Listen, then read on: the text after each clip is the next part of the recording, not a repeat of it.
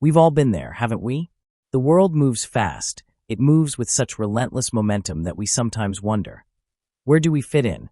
We try to be kind, to be understanding, to give without asking for anything in return. But somehow, we always find ourselves coming last. It's like a quiet, invisible pattern that follows us. Why does it feel like the nice ones always finish last? Why do we, the ones who don't ask for much, the ones who give everything, always seem to be left behind, overlooked, or forgotten? Kindness. It's an extraordinary thing. It's what makes us human, what makes us connect with each other. Kindness doesn't expect a reward. It's not transactional. It doesn't keep score. It's not about taking, it's about giving. But in a world that is increasingly driven by competition, power, and self-interest, kindness can sometimes seem out of place. Have you ever noticed how often we hear the phrase, "nice guys finish last"? It's almost as if it's some kind of universal truth. But why? Why does the world often reward the aggressive, the ruthless, the self-centered, while the person who chooses kindness, compassion, and humility often seems to fade into the background? We've all met them. You know, the nice guy or nice girl. They're the ones who show up early, help carry the load, put others before themselves, and never seem to ask for anything in return. In fact, they often downplay their own needs in order to uplift others. They want to see others succeed, but they don't seem to find the same success themselves. And there's something deeply painful about that, isn't there? Because it's not that nice people lack ambition or intelligence. Far from it. It's that they are overlooked. It's like the world rewards the loudest voices, the flashiest actions, and the most aggressive tactics. But we must ask, what happens to the quiet ones? The humble ones? The ones who don't shout for attention? At times, it can feel as though you're invisible. Like all of the effort, the late nights, the selfless gestures don't matter. You give without expectation. Yet, where is the return? You see others rise to the top, often because they speak louder, demand more, or simply refuse to accept failure. And there you are, in the background, quietly holding it all together, quietly waiting for someone to notice. But the reality is harsh. People don't often reward kindness. Not the way they reward ambition. Not the way they reward ruthlessness. And yet, why does it still hurt? Why does it feel like there's something inherently wrong about that? Why does the weight of all your goodness feel like a burden sometimes? Empathy. It's one of the most powerful gifts we have. The ability to understand others, to feel their pain, to care deeply. But it comes with a cost. The cost of feeling things so deeply, of giving so much of yourself that you forget about your own needs. And sometimes, that's where nice people lose.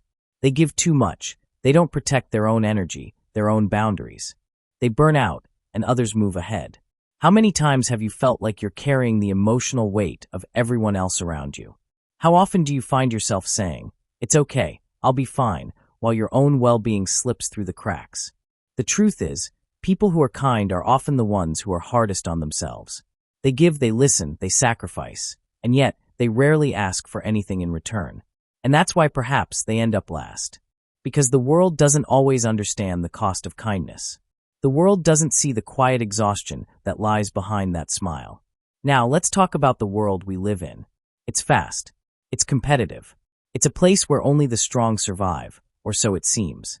The loudest person gets noticed. The most aggressive person gets what they want. The person who demands attention, who is willing to fight for what they believe they deserve, is often the one who wins. In a world like this, kindness can seem like a liability. It's not that kindness is weak.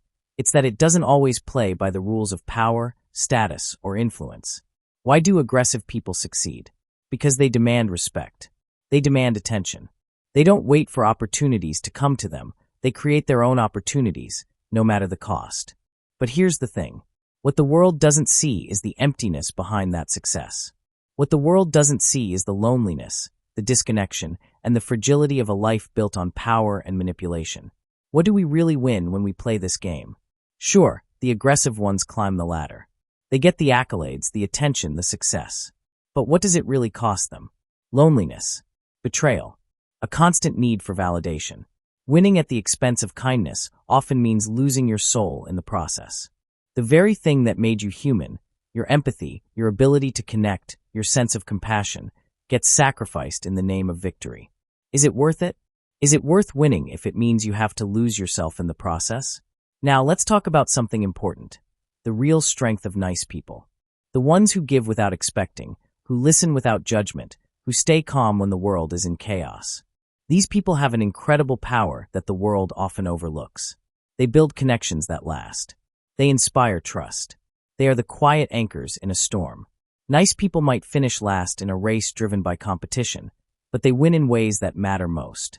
They create legacies of love, trust, and connection. So, maybe it's time we start rethinking this idea. Maybe nice people don't finish last at all. Maybe they're just taking their time, building something more meaningful, something deeper. Something that won't fade with the next trend or the next power shift.